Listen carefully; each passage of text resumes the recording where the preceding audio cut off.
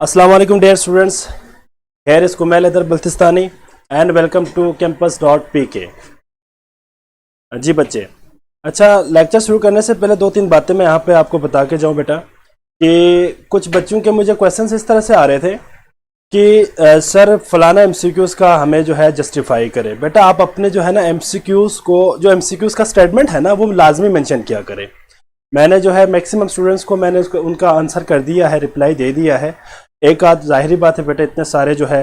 वालेकुम सलाम बेटा, वालेकुम सलाम, ठीक है, वालेकुम सलाम। अच्छा जी, तो इस हवाले से आप लोग जो भी प्रॉब्लम हो ना एमसीक्यूज के हवाले से, तो आप एमसीक्यूज का स्टेटमेंट लाजमी मेंशन किया करें। कुछ बच्चे जो है वो स्क्रीनशॉट लेके सेंड कर देते हैं, ये वेल एंड गुड है, जाहिर बात है। मुझे एमसीक्यूज का स्टेटमेंट पता चलेंगे तो मुझे पता चलेगा ना कि आपको प्रॉब्लम कहाँ पे है। कुछ स्टूडेंट्स ने जो है सिर्फ और सिर्फ ये लिखा हुआ कि sir MCQs number 1, MCQs number 2। बेटा मेरे पास बहुत सारे एमसीक्यूज होते हैं, मुझे याद नहीं रहता कि भाई मैंने किस एमसीक्यूज का आपको जो है जस्टिफिकेशन देना है। इसके अलावा अगर किसी बच्चे को कोई प्रॉब्लम है या किसी मेरे एमसीक्यूज के अलावा भी कहीं से आप पढ़ते हैं तो वो एमसीक्यूज भी आप डिस्कस कर सकते हैं। आप उसका स्क्रीनशॉट लेके डिस्कस करें, ठीक है बच्चे। इसके अलावा एक बच्चे का जो है मुझे कल क्वेश्चन आया था कि सर आपने डायामीटर ऑफ एटम जो दिया है वो नेट से जो है मुझे 0.5 नैनोमीटर मिला है, आपने जो है हमें 0.2 लिखा है। इसके अलावा 1 × 10⁻⁻10 मीटर है। तो बेटा आप लोग इस हवाले से कंफ्यूज ना हो। वजह यह है कि answer book to book vary करती है, ठीक है। और इवन कि अगर आप नेट पे भी सर्च करें तो बहुत सारे साइट्स पे आपको जो है डिफरेंट आंसर मिलेंगे। तो इसमें आपने डोंट वरी अबाउट दिस कि भाई आंसर डिफरेंट है, ऐसी बात नहीं है। लाइक अगर आप नेट पे देखें तो डायमीटर ऑफ एन एटम जो है, जो गिवन है वो है 0.1 से 0.5 नैनोमीटर तक। बाद जगहों पे 0.5 से 1.5 नैनोमीटर भी लिखा हुआ है। तो don't be confuse about this, ठीक है बच्चे। जो मैंने आपको दिया है वो मोस्ट ऑथेंटिक आंसर है, दैट वाज 0.2 नैनोमीटर। तो आप देखिए ना 0.5 से 0.1 से 0.5 तक जाए या 0.5 से 1.5 तक जाए, it's depend upon measuring instrument. जो मेजरिंग इंस्ट्रूमेंट है, जाहिर बात है हर किसी की अपनी कैलिब्रेशन होती है, उसी हिसाब से वो अपनी वैल्यूज देती है। जो वैल्यूज आती है आपके पास वो due to depending upon the instrumentation और टेक्निक्स के ऊपर है। जिस टेक्निक से उसको मेजर किया है उसी के अकॉर्डिंग जो आपका आंसर आएगा। तो आपने एमसीक्यूज में 0.2 ही लिखना है, ठीक है। पेपर में आएगा तो आप पेपर में ऑब्वियसली 0.2 का ही ऑप्शन होगा नैनोमीटर में, और अगर मीटर में हो तो 2 × 10⁻⁻10 मीटर में होगा। तो मैंने बच्चे को कल जस्टिफाई भी कर दिया था, ठीक है। और आप जो है इसको एक दफा देख भी लेना। आज का लेक्चर जो होगा वो है बेटा कंबशन एनालिसिस। अब हम जरा लेक्चर स्टार्ट करते हैं बेटा। आज का लेक्चर भी बहुत इंपॉर्टेंट है, एमसीक्यूज के हवाले से भी इसमें हम बहुत सारी बातें डिस्कस करेंगे, ठीक है बच्चे। और इसके बाद स्टाइकियोमेट्रिक कैलकुलेशंस, उसमें भी मैं आपको एक राज की बात बताऊंगा। राज की बात से मुराद ये है कि मैं आपको एक टिप दूंगा, एक ट्रिक दूंगा, ठीक है, जिसके जरिए जितने भी स्टाइकियोमेट्रिक कैलकुलेशन आए you are able to solve that sort of question, ठीक है। आप उनको आसानी से सॉल्व कर सकते हैं। मेरे ख्याल है उसमें किसी बच्चे को कोई प्रॉब्लम नहीं होगा। अब मुझे उम्मीद है कि मोल, मैस, वॉल्यूम और नंबर ऑफ पार्टिकल से रिलेटेड कोई भी एमसीक्यूज आए तो आप आसानी से उसको सॉल्व कर सकते हैं, आई होप सो। इसके अलावा आप स्टाइकियोमेट्रिक कैलकुलेशंस के लिए भी मैं आपको ट्रिक भी दूंगा, साथ में शॉर्टकट भी दूंगा। मैं दो तरीके से आपको करवाऊंगा। वो एक तो आपके पास एक जो है मेथड है, इसको हम जरा डिटेल में देखेंगे। इसी मेथड को हम शॉर्टकट में भी कर सकते हैं, उसको भी मैं आपको बताऊंगा जब आपका स्टाइकियोमेट्रिक कैलकुलेशन शुरू हो जाएंगे। Sir 1 mole of SO2 is equal to 4 gram atoms of, ये कहां पे बेटा? ये आप इस क्वेश्चन को जो है ना बेटा मुझे आप मैसेंजर कर दे, ठीक है। मैं आपसे इसको डिस्कस करूंगा मैसेंजर पे, इस क्वेश्चन को मैं डिस्कस करूंगा। बाकी कुछ बच्चों ने मुझे ये भी कहा था कि सर आप एमसीक्यूज को क्लास में भी डिस्कस किया करें। बेटा बात ये है कि आपका जो लेक्चर टाइम है ना वो 1 आवर का है, 1 घंटे का, और 1 घंटे में आपको मैंने पढ़ाना भी है और आपका टेस्ट भी लेना है।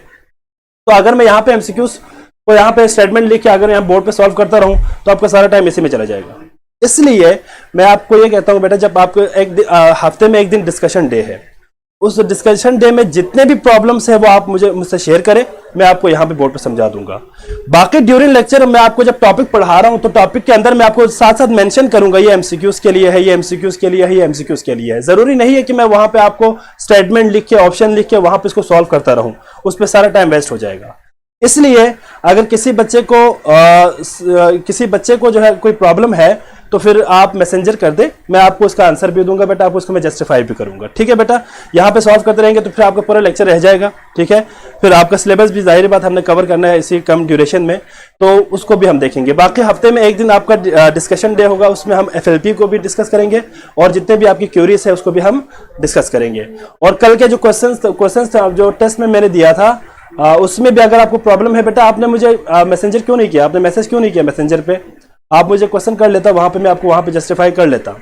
ठीक है बेटा, डिस्कशन डे जो है आपका एक हफ्ते बाद आएगा, हर हफ्ते में एक दिन आपका डिस्कशन डे होगा। उसमें हम तमाम MCQs जो आपके पूरे वीक में हमने टेस्ट लिया है, जो भी आपका प्रॉब्लम है वो हम उसी में डिस्कस करेंगे। ठीक है बेटा, बाकी लेक्चर के दौरान मैं आपको सिर्फ बेटा आप स्केड्यूल देखें, डिस्कशन डे स्केड्यूल में दिया हुआ है, आप स्केड्यूल देख सकते हैं, प्रोफाइल में जाकर स्केड्यूल देखें, वहां पे सारी चीजें डिटेल दिया हुआ है, लेक्चर प्लान डिटेल दिया हुआ है, उसमें आपका कब FLP होना है, कब डिस्कशन डे है, वो सारी चीजें वहां पे मेंशन होगा।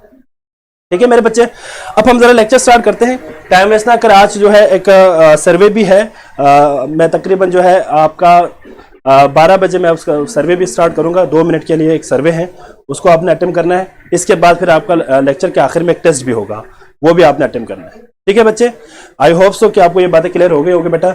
बाकी यहाँ पे बोर्ड पे मैं साथ साथ MCQs का आपको मैं हाईलाइट करूंगा, बताऊंगा कि बेटा ये MCQs है, ये MCQs है और ये MCQs है। ठीक है, यहाँ पे मैं हर चीज को यहाँ पे स्टेटमेंट लिख के मैं आपको यहाँ पे MCQ सॉल्व करता नहीं रहूंगा, वरना आपका सारा लेक्चर इसी में खत्म हो जाएगा। So your session is MDCAD NUMS, MDCAD plus NUMS। आज आपका लेक्चर है बेटा, आज का लेक्चर होगा that is combustion analysis and determination of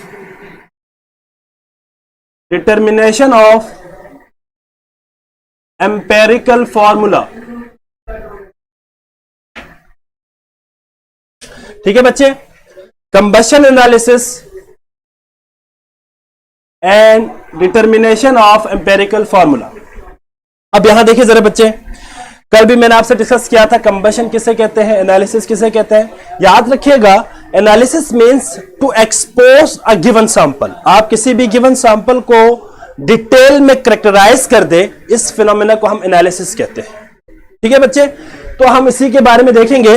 इससे पहले अगर आपको याद हो तो एम्पेरिकल फॉर्मूला किसे कहते हैं, what is empirical formula.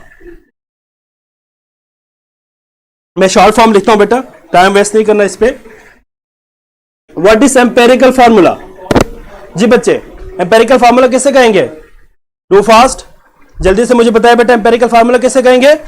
The formula which shows the simplest ratio of atom present in a substance, compound, जो भी आपके पास कंपाउंड होगा या जो भी यूनिट या किसी भी सब्सटेंस की बात हम करेंगे, तो उसके अंदर मौजूद जितने भी एटम्स के सिंपलेस्ट रेशियो होगा that is known as empirical formula. मैं शॉर्टली लिखता हूं simplest ratio of atom, simplest ratio of an atom which is obviously present in a compound. ठीक है बेटा, वेरी गुड। अब आपके पास एम्पेरिकल फार्मूला याद रखिएगा, ये आपको यहां से आपको इंफॉर्मेशन मिलेगी about quantitatively as well as qualitatively. यहां पे बात आपने याद रखनी है कि आपको एम्पेरिकल फार्मूले की मदद से आप दो चीजें बता सकेंगे बेटा। Number one is qualitative analysis of a given sample as well as quantitative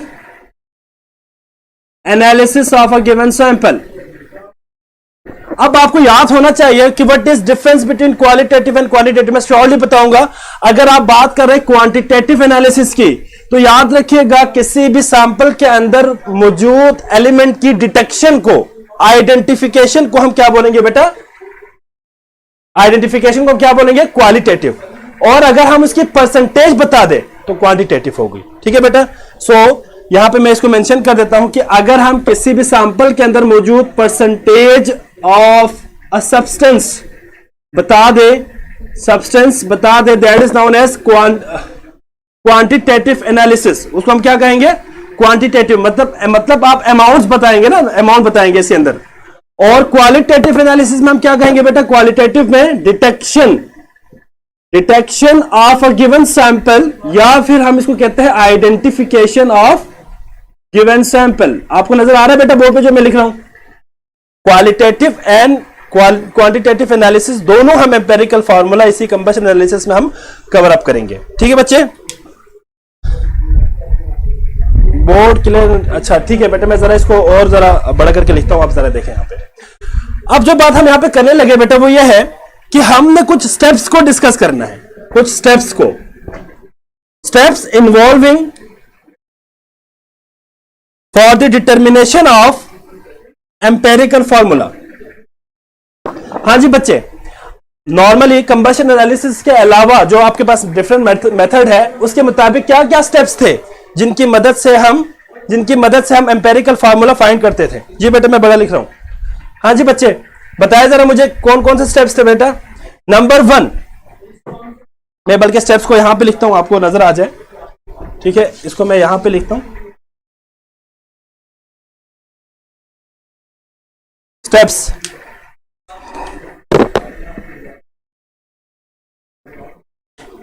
जी बच्चे अब जरा बोर्ड पे देखें सारे। First step which involve for the determination of empirical formula is कि आपके पास जो चीज होना चाहिए that would be the percentage of an element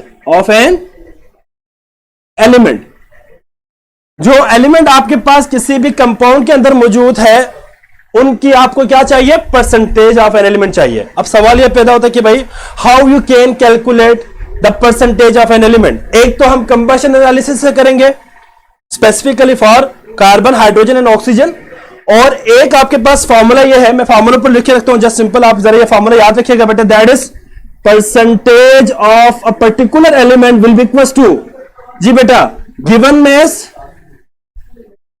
of that element divided by given mass of that element divided by atomic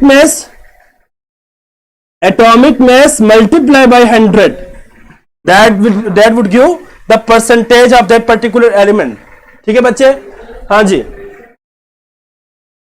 बेटा, moles की बात नहीं हो रहा, मुत्तहर बेटा मोल 1 मोल, ठीक है वो तो ठीक है ना बेटा, मैं यहाँ पे मोल्स की बात नहीं कर रहा, मैं एम्पेरिकल फार्मूला निकालने का मेथड बता रहा हूं।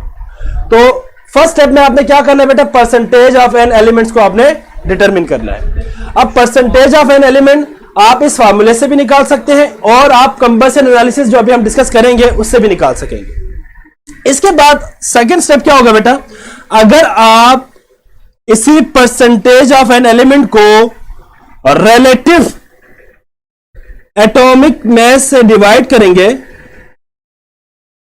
रिलेटिव एटॉमिक मास से डिवाइड करेंगे बेटा, तो आपके पास जो वैल्यू आएगी बेटा दैट वुड बी, या जो आपके पास स्टेप होगा दैट इज मोल रेशो। क्या आएगा बेटा?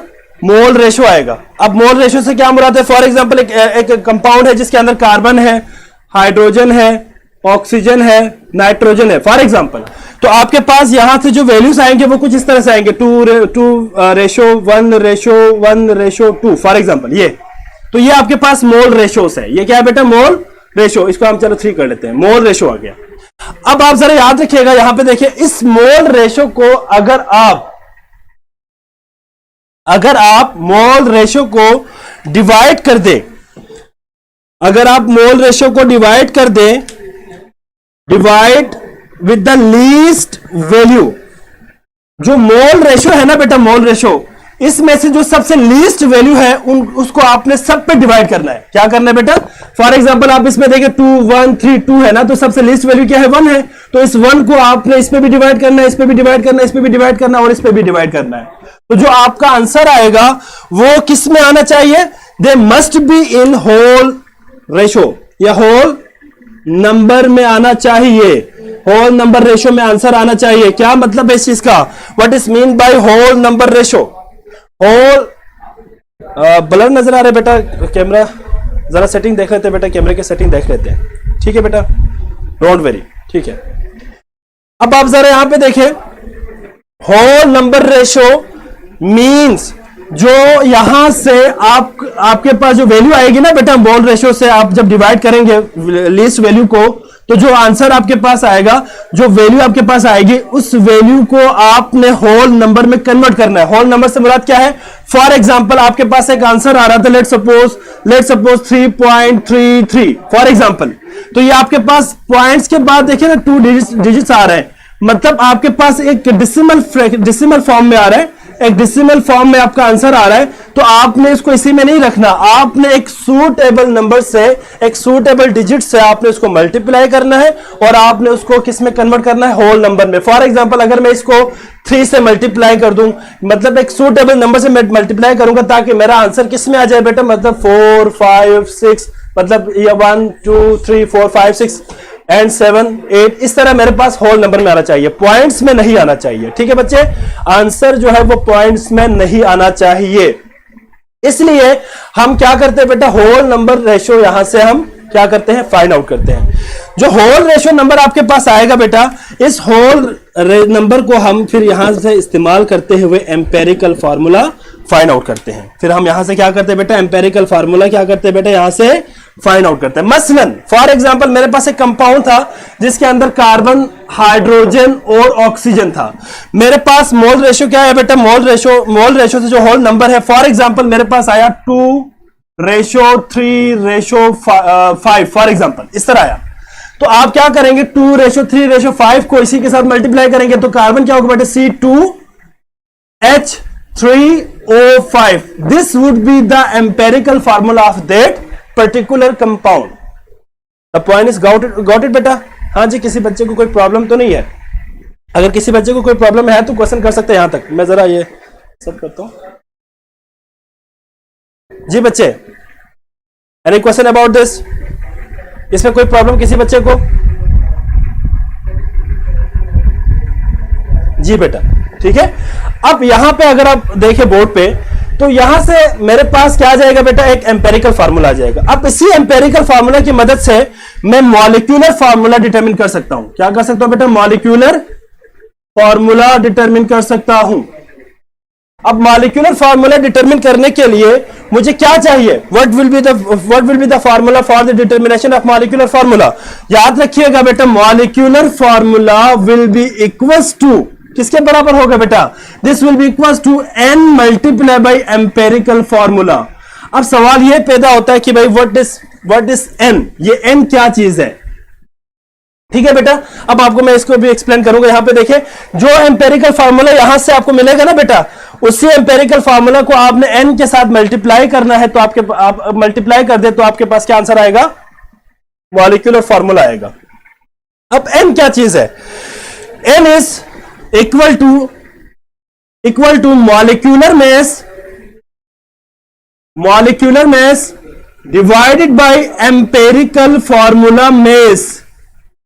एम्पेरिकल फार्मूला मास से क्या मुराद है बेटा, यहां देखें, ये मेरे पास एक कंपाउंड है C2H3O5, ठीक है। इस कंपाउंड का जो मोलर मास होगा that would be the empirical formula मास। इसी पे आप डिवाइड कर देंगे, आपके पास n की एक वैल्यू आ जाएगी जो किसी भी इंटीजर में हो सकते हैं। ठीक है मेरे बच्चे, मैं एक्सप्लेन दोबारा रिपीट कर दूंगा बेटा। इस चीज को आप कुछ इस तरह से समझे। यहां देखिए जरा बोर्ड पे देखिए सारे बच्चे। फर्स्ट ऑफ ऑल आप क्या करेंगे, percentage of an element find करेंगे with the help of this formula.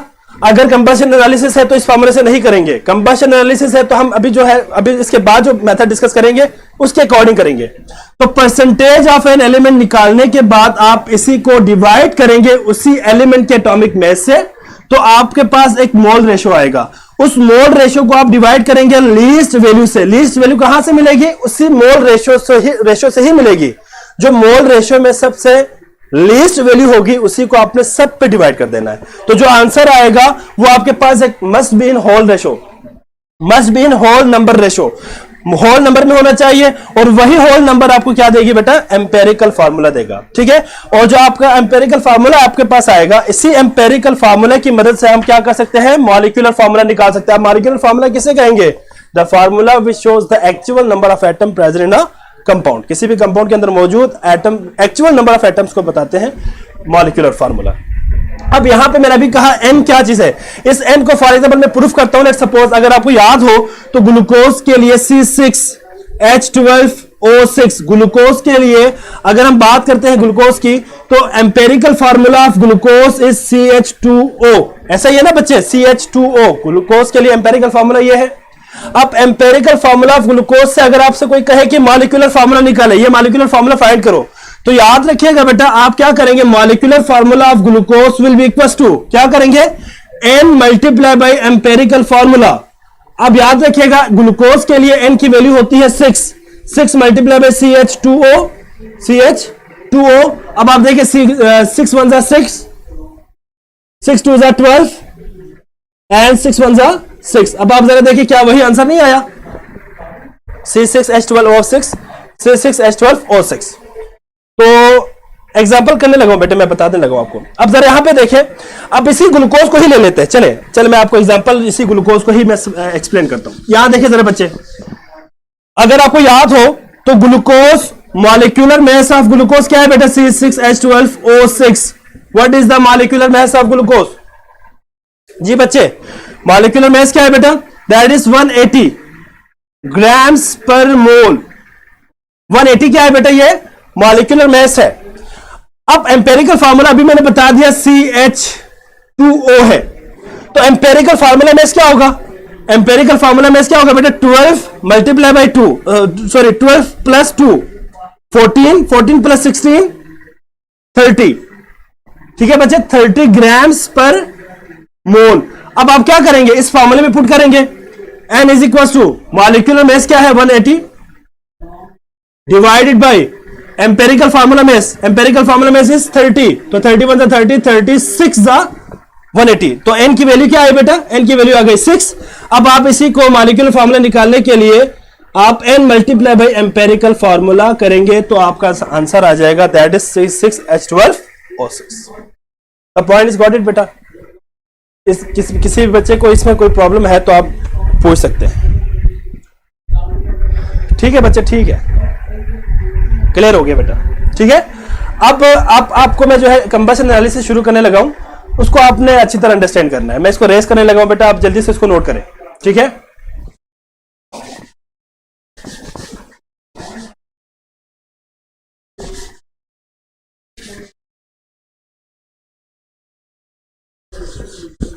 जी बच्चे, कंबशन एनालिसिस बेटा ऑलवेज कीप रिमेंबर दैट कि combustion analysis process is only used when the compound contain carbon, hydrogen and oxygen only।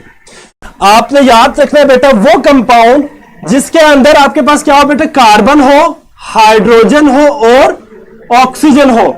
सिर्फ ऐसे elements के लिए हम combustion analysis इस्तेमाल करते हैं। नाइट्रोजन के लिए, सल्फर के लिए हम इस प्रोसेस को इस्तेमाल नहीं कर सकते, क्योंकि आपके पास कुछ ऐसे जो है सल्फर हो गया, नाइट्रोजन हो गया, कुछ ऐसे भी आपके पास सब्स्टिट्यूएंट्स है जो बर्निंग को प्रोमोट नहीं करते हैं, जो खुद कंबस्टिबल नहीं होते, खुद बर्न नहीं होते, सल्फर लाइक। तो ये आपको जो है कंबशन एनालिसिस में कोई मदद नहीं देगी। इसलिए कार्बन, हाइड्रोजन और ऑक्सीजन होना चाहिए। याद रखिएगा, जो प्रोडक्ट होगा, the product formed during the process of combustion is always carbon dioxide and water. याद रखिएगा बेटा, जब भी कंबशन हो तो कार्बन डाइऑक्साइड बनती है, साथ में वाटर बनेगा। साथ में क्या बनेगा, वाटर बनेगा। अब आपने जरा देखना है कि इसके अंदर आपने क्या करना है बेटा। सबसे पहले आप क्या करेंगे, किसी भी ऑर्गेनिक कंपाउंड, इसके अंदर आप करने क्या जा रहे हैं, मैं आपको बताता चलो बेटा। कंबशन एनालिसिस के जरिए आपने कुछ और नहीं करना, आपने सिर्फ और सिर्फ परसेंटेज ऑफ एलिमेंट्स को फाइंड करना है। Percentage of elements can be determine with the help of combustion analysis. इस प्रोसेस से आपने परसेंटेज निकालनी है, किसकी बेटा, कार्बन की, हाइड्रोजन की और ऑक्सीजन की। तो इसके लिए आपको क्या करना पड़ेगा, मैं डायग्रामेटिकल समझा दूंगा आपको बेटा। जरा बोर्ड पे देखें सारे, आपने क्या करना है बेटा, देखिए जरा डायग्राम साथ साथ ड्रा करें ताकि आपको जो है क्लियर हो जाए। इसके अंदर कुछ इंपॉर्टेंट एमसीक्यूज भी आ जाएंगे बेटा, उसको भी मैं डिस्कस करूंगा। ठीक है बच्चे,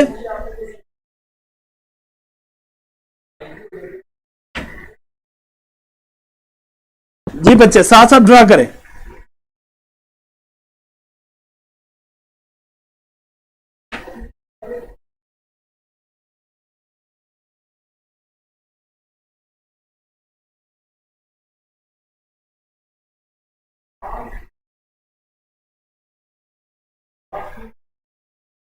जी बेटा।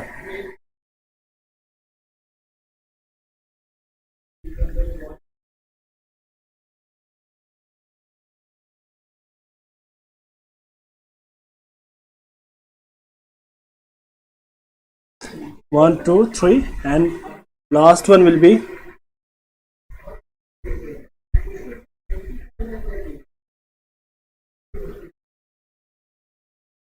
बेटा। बोर्ड क्लियर नजर आ रहा है सबको? जी बच्चे, मैंने 4 बॉक्सेस बना दिया है, ठीक है मेरे बच्चे। अब आप जरा बोर्ड पे देखना है। फर्स्ट ऑफ ऑल आपने क्या करना है, यहां देखें, जो कंपाउंड आपको देगा ना बेटा, जो सैंपल आपको गिवन होगा, वो हमेशा इस केस में ऑर्गेनिक कंपाउंड होगा। क्या होगा बेटा?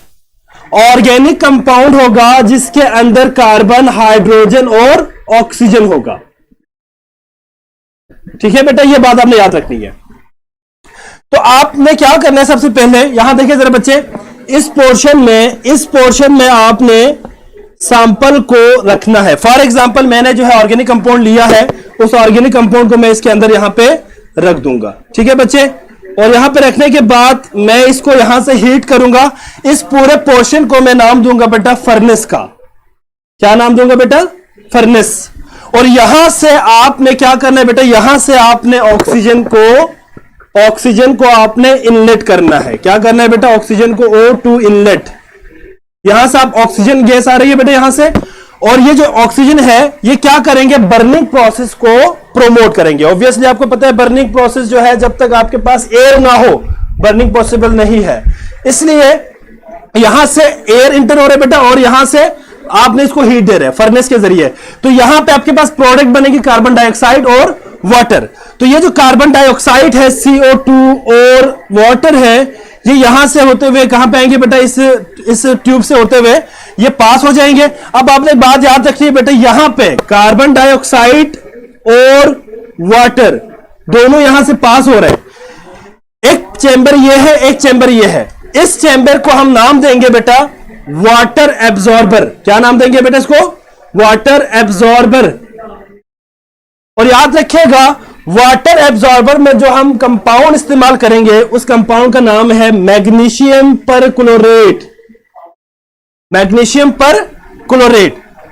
और यहां पे आप कार्बन डाइऑक्साइड को एब्जॉर्ब करने के लिए कार्बन डाइऑक्साइड एब्जॉर्बर लगा देंगे, और कार्बन डाइऑक्साइड एब्जॉर्बर आपके पास होगा 50% पोटाशियम हाइड्रोक्साइड का सॉल्यूशन होगा। 50% पोटाशियम हाइड्रोक्साइड का सॉल्यूशन होगा, ठीक है बेटा।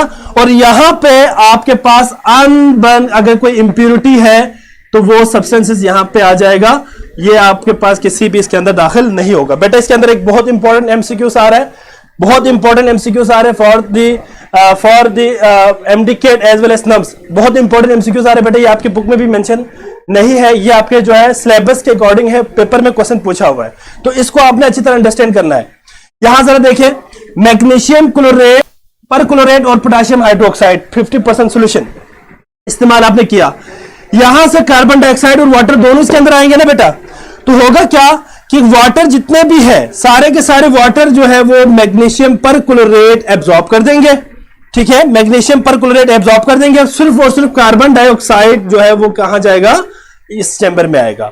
अब सवाल ये पैदा होता है बेटा कि हमने सिर्फ मैग्नीशियम परक्लोरेट को ही इस्तेमाल क्यों किया।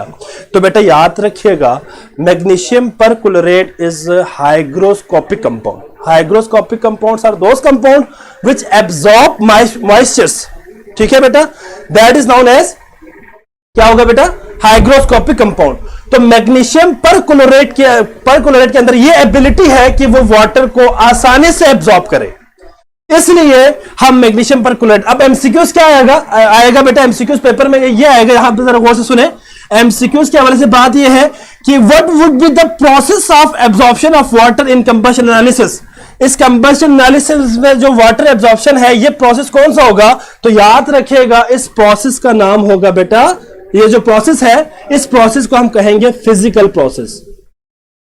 फिजिकल प्रोसेस याद रखिएगा बेटा, absorption of water by magnesium perchloride is a physical process. इसके अंदर कोई केमिकल रिएक्शन नहीं होगा, सिर्फ और सिर्फ मैग्नीशियम परक्लोराइड क्या करेंगे बेटा, मैग्नीशियम परक्लोराइड इस वाटर को एब्जॉर्ब करेंगे। The point is got it बेटा। अब यहां आपने आगे देखना है बेटा, यहां बोर्ड पे देखे सारे बच्चे, कार्बन डाइऑक्साइड, अब यहां जितने भी वाटर है वो सारे के सारे एब्जॉर्ब कर लिया किसने, मैग्नीशियम परक्लोराइड ने। और कार्बन डाइऑक्साइड कहां जाएगा, इस चेंबर में आएगा। और आपको पता है आपने इस चेंबर के अंदर क्या रखा हुआ है, इस चेंबर के अंदर आपने 50% पोटेशियम हाइड्रोक्साइड का सॉल्यूशन रखा हुआ है। अब जो 50% पोटेशियम हाइड्रोक्साइड का सॉल्यूशन है वो क्या करेंगे, जितने भी कार्बन डाइऑक्साइड है उन सबको क्या करेंगे बेटा, एब्जॉर्ब करेंगे। एब्जॉर्ब करने के बाद होगा क्या, मैं आपको बताने लगा हूं, जरा बोर्ड पे देखिए बच्चे। अब सवाल यह पैदा होता है कि भाई 50% ही क्यों लिया हमने, हमें 100% भी तो हम ले सकते थे। हाँ जी बच्चे, हम 100% सॉल्यूशन भी तो ले सकते थे ना बेटा, लेकिन याद रखिएगा हम यहां पे 50% पोटेशियम हाइड्रोक्साइड का सॉल्यूशन इसलिए लिया है क्योंकि यहां पे देखिए बेटा, रीजन मैं बताने लगा हूं, इसलिए जब कार्बन डाइऑक्साइड एब्जॉर्ब होना शुरू हो जाएंगे पोटेशियम हाइड्रोक्साइड के अंदर, तो पोटेशियम हाइड्रोक्साइड कार्बन डाइऑक्साइड के साथ रिएक्ट करती है एंड दे विल प्रोड्यूस, क्या प्रोड्यूस करेंगे, potassium carbonate K2CO3 plus water, क्या बना देंगे बेटा, पोटेशियम कार्बोनेट और साथ में वाटर बना देंगे। इस प्रोसेस को हम कहेंगे केमिकल प्रोसेस। क्या कहेंगे बच्चे, इसको केमिकल प्रोसेस कहेंगे। ये जो केमिकल प्रोसेस है, इस केमिकल प्रोसेस की वजह से हम इसको 50% पोटेशियम हाइड्रोक्साइड लेते हैं। अगर हम 50% ना ले, 100 ले, तो यह रिएक्शन नहीं होगा। जाहिर बात है हर रिएक्शन के लिए कुछ कंडीशंस चाहिए, कुछ कंसंट्रेशन चाहिए। अगर उस कंसंट्रेशन से ज्यादा हो जाए या कम हो जाए तो रिएक्ट नहीं करती। तो ये केमिकल प्रोसेस को टेक्स प्लेस करने के लिए हम 50% पोटेशियम हाइड्रोक्साइड का सॉल्यूशन लेते हैं।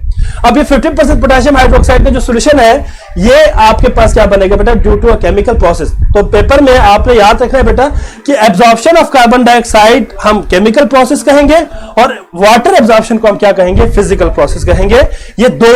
ये दोनों आपके पास एमसीक्यूज आ सकता है बेटा, 50 जो है फिजिकल प्रोसेस वाटर एब्जॉर्प्शन और chemical process carbon dioxide absorber. बेटा कार्बन डाइऑक्साइड एब्जॉर्बर में 50% मैंने अभी कहा आपको, इसलिए हम इस्तेमाल करते हैं क्योंकि ये केमिकल रिएक्शन है, केमिकल प्रोसेस है। जब तक केमिकल प्रोसेस ना हो तब तक ये 50% के अलावा किसी के साथ रिएक्ट नहीं कर सकती।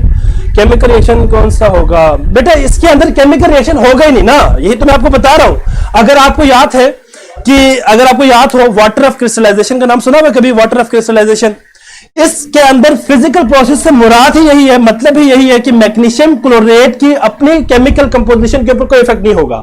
ये सिर्फ और सिर्फ वाटर को अपने अंदर ऐड करेंगे। इसी प्रोसेस को हम वाटर ऑफ क्रिस्टलाइजेशन कहते हैं और ये एक फिजिकल प्रोसेस है, इसके अंदर कोई केमिकल प्रोसेस नहीं है, इसलिए यहां पे कोई केमिकल रिएक्शन नहीं होगा।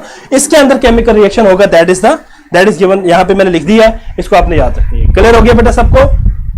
50% वाटर नहीं है बच्चे, 50% आप देखिए, आपको इसके बाद अगला जो आपका टॉपिक आएगा ना, उस टॉपिक में मैंने आपको समझाना है कंसंट्रेशन यूनिट्स, उसके अंदर मैं आपको बताऊंगा 50% सॉल्यूशन कैसे बनाते हैं। ठीक है, 50% सॉल्यूशन बनाने का मेथड मैंने आपको बताना है, वो आपका नेक्स्ट टॉपिक होगा जिसमें कंसंट्रेशन यूनिट है, जिसमें वेट बाय वेट है, वेट बाय वॉल्यूम है, आपके पास वॉल्यूम बाय वॉल्यूम है, ये सारी चीजें हम उसमें डिस्कस करेंगे। उसमें मैं आपको बताऊंगा कि 50% सॉल्यूशन कैसे बनाते हैं। यहां पे आपने सब ये याद रखनी है बेटा कि 50% सॉल्यूशन ही इस्तेमाल करते हैं। Absorption of carbon dioxide in potassium hydroxide,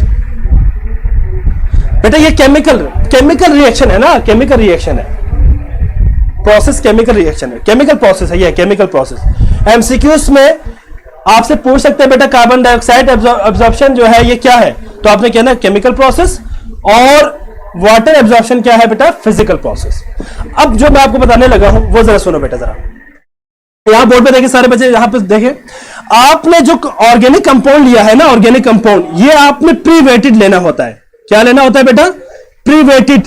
आप पहले इसको वेट करके रखेंगे। इसी तरह मैग्नीशियम परक्लोराइड का भी आपने वेट करके रखना है। इसी तरह 50% पोटेशियम हाइड्रोक्साइड, आपको वेट का पता होना चाहिए। ये सारे आपका वेट आपके पास गिवन होगा, तो आप इस फार्मूले की मदद से परसेंटेज निकाल सकेंगे। फार्मूला क्या होगा बेटा आपके पास, फार्मूला होगा, यहां देखिए जरा बच्चे, फार्मूला क्या होगा बेटा, देखिए सबसे पहले हम निकालते हैं परसेंटेज ऑफ हाइड्रोजन। अब परसेंटेज ऑफ हाइड्रोजन कैसे निकालेंगे, यहां देखिए जरा बेटा, परसेंटेज ऑफ हाइड्रोजन निकालने के लिए फार्मूला क्या होगा, फॉर्मूला होगा 2/18 multiply by mass of water, जो आपको कहां से मिलेगा, इधर से मैस ऑफ वाटर जो यहां से मिलेगा, mass of water divided by mass of organic compound जो आपके पास यहां पे गिवन होगा, मल्टीप्लाई बाई 100। इस फार्मूले की मदद से आप percentage of hydrogen find out कर सकते हैं। इसी तरह सेकेंड आपके पास क्या होगा बेटा, that is percentage of carbon. Percentage of carbon कैसे निकालेंगे? परसेंटेज ऑफ कार्बन, अब सवाल यह पैदा होता है कि भाई ये 2 कहां से आया। So water is present in reaction. बेटा याद रखिएगा, मैंने अभी आपको कहा इसके अंदर कोई केमिकल रिएक्शन टेक्स प्लेस ही नहीं होगा, कोई भी केमिकल रिएक्शन यहां पे नहीं हो रहा। तो यहां पे आपके पास कहां से केमिकल प्रोसेस आया बेटा? वाटर सिर्फ और सिर्फ एज अ प्रेजेंट होगा, जिस तरह वाटर ऑफ क्रिस्टलाइजेशन के अंदर सॉल्ट का हिस्सा बन जाता है ना। लाइक अगर आपको याद हो, यार आप लोगों ने इस तरह नहीं सुना हुआ बेटा, इस तरह for example magnesium perchlorate ClO4 whole twice dot, for example 5 water molecule absorb किया है, तो इस तरह आप डॉट के फॉर्म में लिखते हैं, इसको वाटर ऑफ क्रिस्टलाइजेशन कहते हैं। तो इस तरह इसका हिस्सा बनता है, इसको हम फिजिकल प्रोसेस कहेंगे। अगर तो उसकी केमिकल कंपोजिशन ही चेंज हो जाए, जिस तरह पोटेशियम हाइड्रोक्साइड यहां पे क्या बना है, पोटेशियम कार्बोनेट बना है, इस तरह अगर इसकी केमिकल कंपोजिशन चेंज हो जाए तो केमिकल प्रोसेस होगा। हाँ जी, H2 का एटॉमिक मास, वेरी गुड बेटा, अच्छा आपने क्वेश्चन सही किया है। H2 यहां पे हमने जो है हाइड्रोजन, आपने यहां पे 2 क्यों लिया बेटा? यहां देखिए बोर्ड पे, हालांकि आपको पता है कि हाइड्रोजन जो है वो क्या है, 1.008 है। आपको अगर याद हो तो वाटर के अंदर कितने हाइड्रोजन है? वाटर के अंदर 2 हाइड्रोजन है। हमने इसे यहां से लिया है ना बेटा, तो हाइड्रोजन 2 आपके पास वाटर के अंदर मौजूद है, तो इसलिए हमने क्या लिया है, यहां पे 2 लिया है। 2 divided by molar mass of water multiply by mass of water जो यहां से आपको मिलेगा, divided by mass of organic compound जो आपके पास गिवन होगा, multiply by 100, that would give percentage of hydrogen. Next आपके पास है परसेंटेज ऑफ कार्बन। कैसे निकलेंगे बेटा? Atomic mass of carbon divided by molar mass of carbon dioxide जो आपको यहां से मिलेगा, multiply by mass of carbon dioxide divided by mass of organic compound multiply by 100। यहां से आपके पास परसेंटेज ऑफ कार्बन निकल आएगा। हाइड्रोजन मॉलिक्यूल नहीं है बच्चे, वाटर के अंदर कितने हाइड्रोजन है? 2 हाइड्रोजन है ना बच्चे, तो 2 हाइड्रोजन का आपके पास टोटल जो है मोलर मास क्या होगा? 2 होगा ना बेटा, 2.016 ग्राम, तो हमने इसको राउंड ऑफ करके 2 लिखा है। ठीक है बच्चे, अब सवाल यह पैदा होता है कि भाई आप परसेंटेज ऑफ ऑक्सीजन कैसे निकालेंगे? तो परसेंटेज ऑफ ऑक्सीजन निकालने के लिए हम जो मेथड इस्तेमाल करेंगे, that would be differential method. Differential method से हम निकालेंगे। यहां देखिए बच्चे जरा, परसेंटेज ऑफ ऑक्सीजन किसके बराबर होगा बेटा? परसेंटेज ऑफ ऑक्सीजन किसके बराबर होगा? यहां देखें जरा, यहां देखें परसेंटेज ऑफ ऑक्सीजन किसके बराबर होगा? टोटल परसेंटेज की वैल्यू होती है 100। आप क्या करेंगे, 100 माइनस जो परसेंटेज ऑफ हाइड्रोजन है और परसेंटेज ऑफ कार्बन को आप प्लस करेंगे। कैसे करेंगे बेटा? Percentage of hydrogen plus percentage of carbon, तो यहां से क्या निकल आएगा बेटा? यहां से आपके पास परसेंटेज, इसको मैं जरा यहां पे लिखता हूं ताकि आपको समझ आ जाए। यहां देखें जरा बेटा, percentage of oxygen will be equal to 100 minus percentage of hydrogen plus percentage of carbon. तो जो वैल्यू यहां से हाइड्रोजन की वैल्यू होगी और कार्बन की वैल्यू, इन दोनों को आप प्लस करेंगे और 100 से माइनस कर देंगे, तो आपके पास क्या निकल आएगा? परसेंटेज ऑफ ऑक्सीजन निकल आएगा। तो बेटा कंबशन एनालिसिस यहां पे खत्म हो गया बेटा। इससे रिलेटेड एमसीक्यूज में आज आपको वर्कशीट के फॉर्म में दूंगा। बहुत सारे एमसीक्यूज होंगे, उन एमसीक्यूज को आपने इस फॉर्मूले की मदद से और जो मैंने आपको कुछ स्टेप्स बता दिया था, उन स्टेप्स की मदद से आपने सॉल्व करना है। जितने ज्यादा आप प्रैक्टिस करोगे बेटा, आपकी प्रिपरेशन क्लियर हो जाएगी। ठीक है बेटा, अब हम 2 मिनट के लिए सर्वे करेंगे। पहले सर्वे के बाद फिर आपका जो है अगला जो है टॉपिक होगा स्टोइकियोमेट्रिक कैलकुलेशन, उसको हम स्टार्ट करेंगे। जी सर, सर्वे स्टार्ट करें बेटा। आपके पास आपके स्क्रीन पे डिस्प्ले होने लगा है बेटा सर्वे। 2 मिनट का सर्वे है बेटा, आपने लाजमी इसको अटेम्प्ट करना है, लाजमी अटेम्प्ट करना है। आप उसको अटेम्प्ट करने के बाद फिर हमारा लेक्चर स्टार्ट हो जाएगा। बच्चे आपने इनको साथ साथ सॉल्व करना है, मतलब आपके पास है which subject you think should improve, ठीक है। तो आपने इसको साथ साथ बताना है कि इंग्लिश, बायोलॉजी, फिजिक्स, केमिस्ट्री, जो जो सब्जेक्ट आपको जिसमें आपको लगता है कि इम्प्रूवमेंट की ज़रूरत है वो आप साथ साथ उसको इम्प्रूव कर दें, उसको साथ साथ टिक कर दें। फॉर एग्जांपल जी बेटा ठीक हो गया। सवाल है नेक्स्ट क्वेश्चन। अच्छा, हाइड्राजीन कैसे ऑर्गेनिक है? बेटा हाइड्राजीन क्या चीज है बेटा, अगर आपको याद हो तो हाइड्राजीन इज N2H4, ठीक है। इनकी प्रॉपर्टीज बेसिकली ऑर्गेनिक कंपाउंड से मिलती है, इसलिए उसको हम हाइड्राजीन कहते हैं। जाहिर बात है बेटा, किसी भी कंपाउंड की प्रॉपर्टीज के बेस पे हम उनको डिस्कस करते हैं। अच्छा, राज की बात नहीं बताई बेटा, मैं राज की बात आपको अभी जब ये टॉपिक पढ़ाऊंगा तब बताऊंगा ना। ये जो कंबशन एनालिसिस है वो तो आपके पास सिंपल एक ही फार्मूला है, उसी से आपने करना होता है।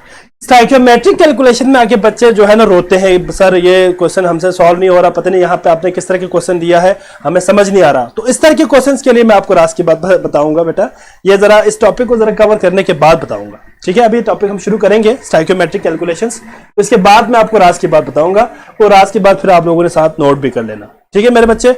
अब हम जरा लेक्चर स्टार्ट करते हैं स्टाइकियोमेट्री। जी बच्चे, व्हाट इज स्टाइकियोमेट्री? अगर आपको याद हो तो stoichiometry is the why we find percentage of oxygen. बेटा हाँ, हम ऑक्सीजन को डिफरेंशियल मेथड से क्यों फाइंड करते हैं? हसन बेटा मेरी बात जरा सुनो सही तरह। परसेंटेज ऑफ ऑक्सीजन को हम इसलिए डिफरेंशियल मेथड से निकालते हैं क्योंकि हमें वाटर से हम ऑक्सीजन को नहीं निकाल सकते। जो आप यहाँ पे मैंने रेस कर दिया है, आपको मैंने पोर्शन बताया था वाटर एब्जॉर्प्शन के लिए, वहां से हम किसका निकाल रहे थे? हाइड्रोजन का। तो हम एक ही चीज से दो चीजें नहीं निकाल सकते। बात समझ आ रही है ना कि एक ही पोर्शन से हम दो चीजें नहीं निकाल सकते। इसलिए जब हमारे पास ऑक्सीजन के लिए कोई और स्पेसिफिक कोई चीज नहीं है या ऑक्सीजन गैस प्रोड्यूस नहीं हो रहा, तो इसलिए हम क्या करते हैं, डिफरेंशियल मेथड हमारे लिए आसानी है। बेटा अगर आपको याद हो, अगर कोई एक चीज फाइंड करनी हो, अगर दो चीजें गिवन हो तो आप थर्ड वैल्यू निकाल सकते हैं ना। इसी तरह डिफरेंशियल मेथड से हम ऑक्सीजन की परसेंटेज निकालते हैं, वाटर से नहीं निकाल सकते क्योंकि वाटर से हम हाइड्रोजन की ऑलरेडी निकाल रहे हैं, ठीक है मेरे बच्चे। वर्कशीट के आंसर बेटा, वर्कशीट के आंसर बेटा, बात ये बेटा मेरी बात जरा गौर से सुनना है।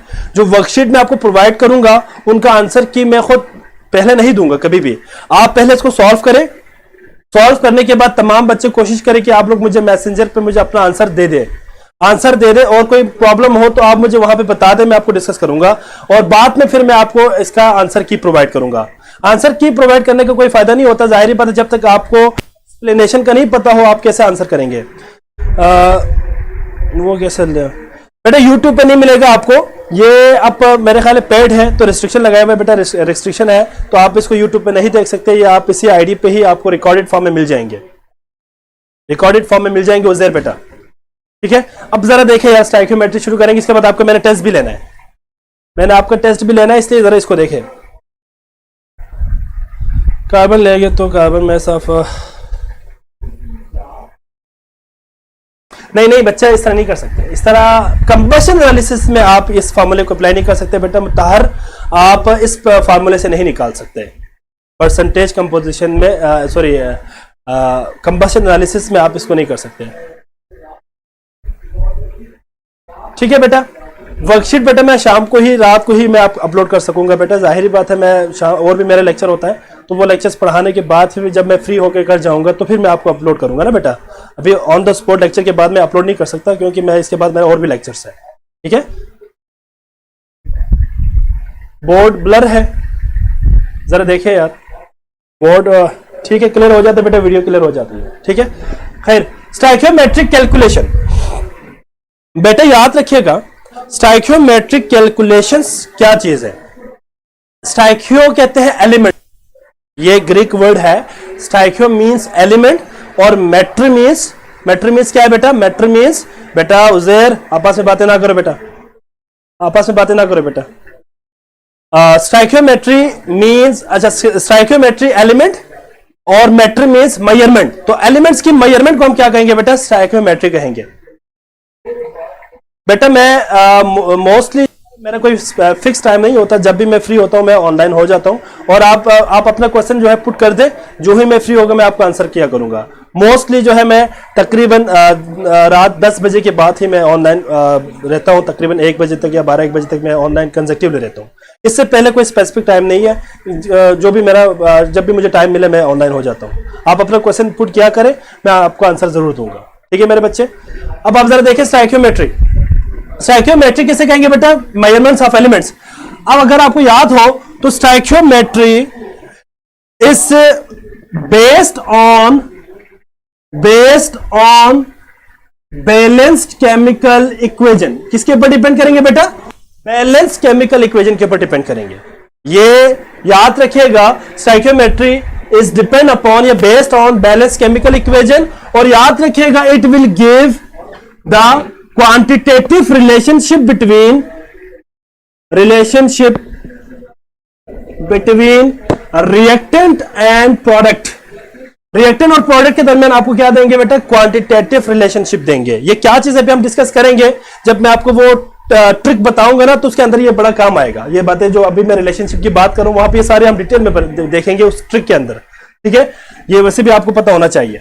अब आपके पास जो पॉइंट यहां पे हमने डिस्कस करना है दैट इज पोस्टुलेट्स। शॉर्टली देखते हैं हमने पोस्टुलेट्स को। बेटा क्या क्या पोस्टुलेट्स है स्टोइकियोमेट्रिक कैलकुलेशन के लिए? Number 1, your reaction must be complete. आपका रिएक्शन कंप्लीट होना चाहिए। फर्स्ट पॉइंट क्या है बेटा? रिएक्शन क्या होना चाहिए? रिएक्शन कंप्लीट होना चाहिए। रिएक्शन क्या होना चाहिए? कंप्लीट होना चाहिए। ठीक है बच्चे? अच्छा जी, रिएक्शन कंप्लीट होने के बाद आपके पास जो सेकंड पॉइंट है, यहां देखें सारे बच्चे जरा बोर्ड पे। सेकंड पॉइंट ये है कि आपका जो बैलेंस केमिकल इक्वेशन है उसके अंदर कोई साइड प्रोडक्ट ना हो, कोई बाय प्रोडक्ट नहीं होना चाहिए। साइड प्रोडक्ट ना हो। साइड प्रोडक्ट से मतलब क्या है बेटा? मिसाल के तौर पर आपके पास एक प्रोडक्ट है, आपको वही चाहिए, इसके अलावा भी कोई और चीज आ जाए तो उसको हम साइड प्रोडक्ट कहते हैं। बेटा हसन, युजैर बेटा बस ठीक है, आपस में और बातें ना करें बेटा। लेक्चर को ध्यान दे बेटा, आप लेक्चर पहले समझे, बाद में फिर आपको आप लोग बातें करते रहे, बाद में करें लेक्चर के बाद। अभी आप लेक्चर को जरा देखें, लेक्चर को क्लियर करें, इसके बाद फिर आप लोग जो है ना लेक्चर के बाद आपस में बात करें। कोई भी जो है एक दूसरे के साथ जो बात करनी है लेक्चर के बाद करें, अभी ना करें। ड्यूरिंग लेक्चर डिस्टर्बेंस हो जाती है बेटा, प्लीज।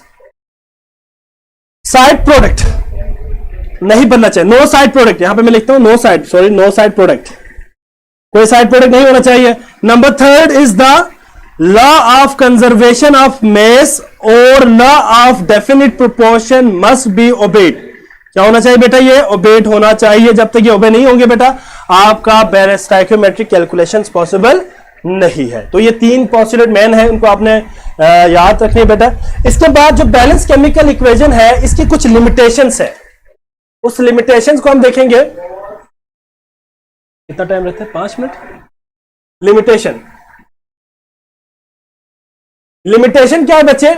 लिमिटेशन यह है कि स्टोइकियोमेट्रिक कैलकुलेशन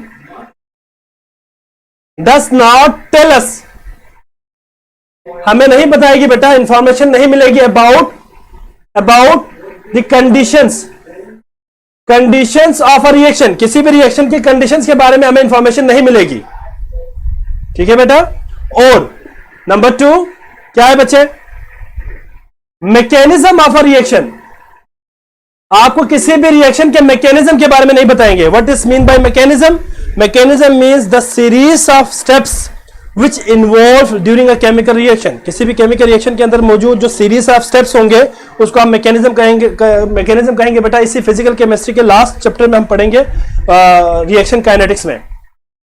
इसके बाद है does not tell us about physical states of reactant and the product. हमें रिएक्टेंट और प्रोडक्ट के बारे में, प्रोडक्ट के जो है फिजिकल स्टेट्स के बारे में नहीं बताएंगे कि आपका रिएक्टेंट या प्रोडक्ट लिक्विड में है, गैस में है या सॉलिड में है। इसके बारे में भी कोई इंफॉर्मेशन नहीं मिलेगी बेटा आपको। लास्ट पॉइंट है that is it does not tell. Very good बेटा, वेरी गुड टाइप है बेटा, very good. Rate of reaction, ठीक है, रेट ऑफ रिएक्शन के हवाले से भी हमें कोई इंफॉर्मेशन नहीं मिलते। वेरी गुड बच्चे, ठीक है। तो these are basically some limitations of the balance chemical equation. अब जो एक पॉइंट आपने यहां पे डिस्कस करने बेटा वो है रिलेशनशिप की। याद रखिएगा, जो आपको मैं जो ट्रिक बताऊंगा ना बेटा वो इसके ऊपर बेस करेगी, इसके ऊपर डिपेंड करेगी। ठीक है बच्चे, रिलेशनशिप, कुछ रिलेशनशिप्स है जिसमें आपने याद रखना है बेटा, टोटल स्टाइकियोमेट्रिक रिलेशनशिप 9 है, 9 रिलेशनशिप्स है बेटा, याद रखिएगा कितने रिलेशनशिप्स है बेटा, 9 रिलेशनशिप्स है। 9 रिलेशनशिप्स कौन कौन से होंगे बेटा आपके पास, मैं सारे नहीं लिखूंगा, बस मैं आपको बता रहा हूं बेटा, याद रखिएगा मोल, मैस और वॉल्यूम, इन तीनों के आपस में क्या होंगे बेटा, रिलेशनशिप होंगे। देखिए मोल, मैस, वॉल्यूम, सबसे पहले मोल मोल, मोल मैस, मोल वॉल्यूम, इसी तरह mass mass, mass mole, mass volume, volume volume, volume mass, volume mole. अब आप जरा देखिए ये टोटल 9 हो गए, ठीक है, मैंने आपको विद इन 10 सेकेंड्स बता दिया, ठीक है। तो 9 आपके पास क्या होंगे बेटा, रिलेशनशिप्स होंगे। तो ये था बेटा आपके पास कुछ यू कैन से कि स्टाइकियोमेट्रिक कैलकुलेशंस के हवाले से कुछ बातें, पॉइंट्स डिस्कस करनी थी बेटा। इसके बाद अगर आपको याद हो तो हमारे पास एक और चीज भी है, इसी स्टाइकियोमेट्रिक कैलकुलेशन की एक लिमिटेशन है, सॉरी एप्लीकेशन है, that is limiting reactant. Limiting reactant, अगर आपको याद हो तो लिमिटिंग रिएक्टेंट क्या चीज है बेटा, लिमिटिंग रिएक्टेंट वो रिएक्टिंग सब्सटेंस है जो क्या करे बेटा, फॉर्मेशन ऑफ प्रोडक्ट को, फॉर्मेशन ऑफ प्रोडक्ट को क्या करे, कंट्रोल करे, कंट्रोल करे। और इसके बाद ये क्या करेंगे बेटा, कंट्रोल करे, इसके साथ साथ ये जो है कंज्यूम अर्लियर, ये शुरू में ही खत्म हो जाते, कम क्वांटिटी में होती बेटा, याद रखिएगा लिमिटेड रिएक्टेंट हमेशा कम क्वांटिटी में होते हैं। मैकेनिज्म से मुराद ये है बेटा कि आपके पास फॉर एग्जांपल एक रिएक्शन है ना, एक रिएक्शन है, ए जो है कन्वर्ट हो रहा है बी में, तो हो सकता है कि पहले ए कन्वर्ट हो जाए ए प्राइम में, फिर ए प्राइम कन्वर्ट हो जाए ए डबल प्राइम में, फिर ए डबल प्राइम कन्वर्ट हो जाए किसमें, बी में। अब आप जरा देखें, ये आपके पास सिंगल स्टेप है, ये आपके क्या है बेटा, सिंगल स्टेप है, और इसी सिंगल स्टेप के अंदर ये सारे स्टेप्स इन्वॉल्व है, तो इन तमाम स्टेप्स को कहेंगे मैकेनिज्म। इन तमाम स्टेप्स को क्या कहेंगे बेटा, मैकेनिज्म कहेंगे, जिसके अंदर बहुत सारे सीरीज ऑफ स्टेप्स होंगे, ठीक है बेटा। तो बेटा यहाँ पे हम इसको यहाँ पे स्टॉप कर लेते हैं। इसके बाद एक और आपके पास होगा बेटा यील्ड। यील्ड क्या चीज है, परसेंटेज यील्ड क्या है, इसके बाद मैं आपको उसका ट्रिक दूंगा, ठीक है। तो ये जो आपका स्टाइकियोमेट्रिक कैलकुलेशन है, लिमिटिंग रिएक्टेंट है और यील्ड, इन तीनों को मिला के फिर मैंने आपको वो ट्रिक देना था। अब एक स्मॉल सा टॉपिक रहता है, वो हम कल पढ़ेंगे क्योंकि आज खत्म हो गया लेक्चर, टाइम खत्म हो रहा है, अभी मैंने आपका टेस्ट भी लेना है, तो मैं पहले टेस्ट कंडक्ट करूंगा, इसके बाद फिर हम कल के लेक्चर में जो रिमेनिंग पोर्शन है यील्ड का वो देख के, इसके बाद हम उस ट्रिक को यहाँ आपको बता दूंगा, उस ट्रिक के बेस पे हम एक एग्जांपल को भी सॉल्व करेंगे, ठीक है, ताकि आपको क्लियर हो जाए कि भाई आप किस तरह के क्वेश्चन जो है वो पेपर में आ सकते हैं और पेपर को आप किस तरह अटेम्प्ट करेंगे। एक एग्जांपल भी हम यहाँ पे सॉल्व करेंगे ट्रिक के साथ, ठीक है बेटा। इसके बाद आपको ये पहला चैप्टर कंप्लीट हो जाएगा, इसके बाद फिर हम नेक्स्ट चैप्टर शुरू करेंगे गैसेस का। इससे पहले मैं 2-3 बातें यहाँ पे क्लियर करूं बेटा। मैंने अक्सर देखा है कि मेजॉरिटी स्टूडेंट्स जो है वो रिव्यू नहीं देते हैं बेटा। आपके जो रिव्यू है ना, उसकी इंपॉर्टेंट इसलिए ज्यादा है क्योंकि आप जब रिव्यू देंगे तो हमें पता चलेगा कि आप अंडरस्टैंड कर रहे हैं या नहीं कर रहे हैं, कोई प्रॉब्लम तो नहीं आ रहा आपको। लेक्चर के दौरान पढ़ाने का मेथड में कोई मसला है तो आप बता सकते हैं, अगर एक्सप्लेनेशन में कोई मसला है तो आप बता सकते हैं, ठीक है। व्हाइट बोर्ड अगर सही तरह आपको क्लियर नहीं हो रहा या फिर आपको मेरी लिखाई समझ नहीं आ रही या जो है मेरी केमिस्ट्री समझ नहीं आ रही तो आप वहाँ पे बता सकते हैं। आपको कोई रिस्ट्रिक्शन नहीं है, कोई भी प्रॉब्लम हो आप वहां पे डिस्कस कर सकते हैं। आप अपने रिव्यू लाजमी दिया करें, आपके रिव्यू से ही हमें पता चलेगा कि भाई जो लेक्चर मैं दे रहा हूं यहाँ पे वो आपको कितना क्लियर हो रहा है। तो लाजमी आप लोग जो है इसको लाजमी मेंशन किया करें, लाजमी लेक्चर के फौरन बाद रिव्यू का टाइम होता है, आपको पता है, उसी रिव्यू में आप लाजमी अपना रिव्यू, अपना पॉइंट ऑफ व्यू दिया करें कि सर का लेक्चर कैसा था, इसके हवाले से आपके पास सारी चीजें होंगे। तो लेक्चर के हवाले से आपने रिव्यू लाजमी देना है। लेक्चर के फौरन बाद रिव्यू शुरू होगा तो फिर आपने लाजमी रिव्यू देना है बेटा, इट कंपलसरी, ठीक है, ताकि तमाम जो है टीचर्स को अपने जो है फीडबैक मिलता रहे साथ साथ, तो और भी आपके लिए बेहतर होगा, ठीक है मेरे बच्चे। तो जो टेक्निक है, जो ट्रिक जो मैंने अभी आपको कहा था, अकॉर्डिंग टू एक बच्चे ने मुझे कहा था राज की बात, तो वो जो राज की बात है वो मैं आपको कल दूंगा, ठीक है, कल बताऊंगा क्योंकि आज का लेक्चर खत्म हो गया है। अभी मैं आपका टेस्ट कंडक्ट करने लगा हूं, तो मैं अभी वो असिस्टेंट को जरा बुलाता हूं कि वो आपका टेस्ट कंडक्ट करे। बस सिर्फ आप सिर्फ, अच्छा बेटा आपका टेस्ट स्टार्ट होने लगा है बेटा, आप लोग टेस्ट अटेम्प्ट करें। टेस्ट आपके स्क्रीन पे शो होगा बेटा, आपने उसको सॉल्व करना है। आपके पास वही 3 ही मिनट्स होंगे, ये 5 मिनट नहीं कर सकते तो 5 बल्कि 3 मिनट्स करते, आज करते, कल से 5 मिनट करते। बेटा अगर किसी को टेस्ट शो ना हो तो पेज रिफ्रेश करके देख ले, ठीक है। पेज रिफ्रेश करके आप दोबारा देख सकते हैं, आपके स्क्रीन पे टेस्ट शो हो रहा है। साथ साथ सॉल्व करें। जी जी ठीक है बेटा, आप लोग पेज रिफ्रेश करके स्टार्ट पे क्लिक करें, आपका टेस्ट शुरू हो जाएगा। ठीक है बच्चे, अगर किसी को टेस्ट नहीं मिल रहा है तो आप पेज को रिफ्रेश करें और स्टार्ट टेस्ट कर दे, आपको जो है आपका टेस्ट आ जाएगा।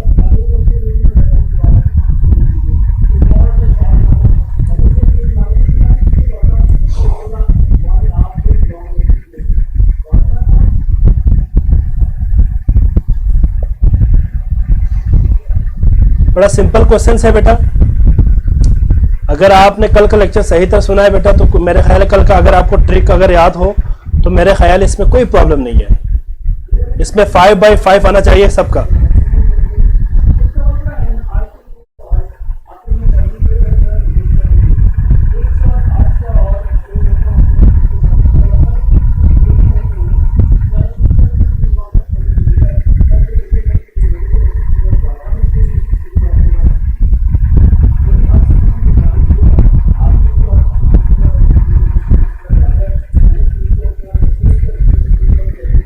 जी बच्चे, आपके पास अभी 1 मिनट और 20 सेकंड्स है, उसको जरा सॉल्व करें।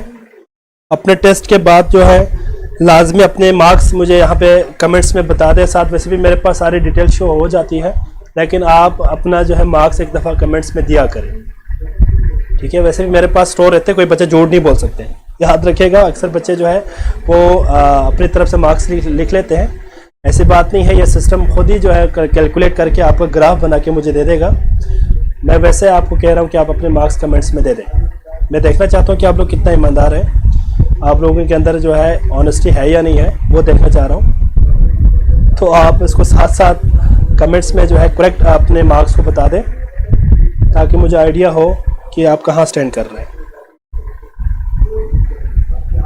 बेटा आपके पास 30 सेकेंड्स है, जल्दी करें।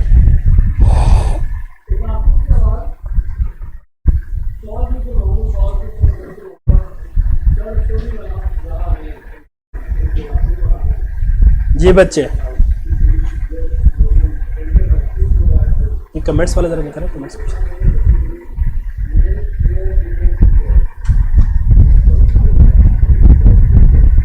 मैंने बता दिया था बेटा। मैंने आपको कहा था टेस्ट शो होने के लिए पहले पेज को रिफ्रेश करें, इसके बाद स्टार्ट टेस्ट पे क्लिक करें। वेरी गुड बेटा, हमने 4 मार्क्स है, ठीक है। ठीक है बच्चे, तो आज हम लेक्चर यहाँ पे वाइंड अप कर देते हैं बेटा। सारे जो है मेरे ख्याल आपको क्लियर हो गया होगा, कोई मसला नहीं है। अगर किसी बच्चे को कोई भी प्रॉब्लम है तो आप क्वेश्चन कर सकते हैं इन मैसेंजर, और अपना रिव्यू लाजमी दे दें, ठीक है। अपना रिव्यू लाजमी दे दे बेटा। आपकी जो रिव्यू है ये ऑब्वियसली फीडबैक टाइप है, तो अपना रिव्यू लाजमी दे दीजिएगा। तो बेटा अपना बहुत ख्याल रखिएगा, कल फिर मुलाकात होगी बेटा।